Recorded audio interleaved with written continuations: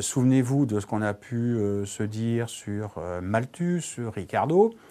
Eux, lorsqu'ils définissent en quelque sorte une sorte de fonction de production, ils font appel qu'à ces deux facteurs de production. La terre, quand ils évoquent les quintaux de blé à l'hectare, et le simple facteur travail. À aucun moment, je n'ai évoqué le facteur capital, à part Adam Smith qui, naturellement, s'intéresse à la division du travail et pense qu'il y a une sorte de complémentarité qui va commencer à arriver entre les machines et les hommes.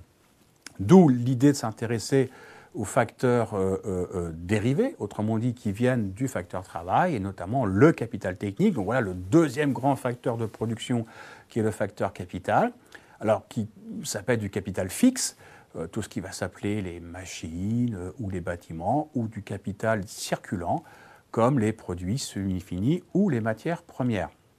Et puis des facteurs résiduels. Alors résiduels, pour ceux qui sont capables de faire le lien dès aujourd'hui, c'est lié à ce qu'on verra plus tard sur les théories de la croissance avec Robert Solow, le progrès technique comme étant le résidu.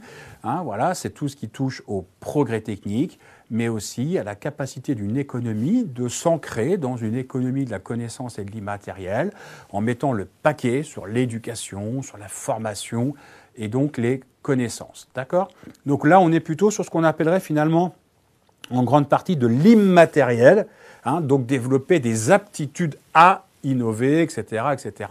Donc tous ces éléments sont naturellement extrêmement importants pour comprendre les origines de la croissance économique.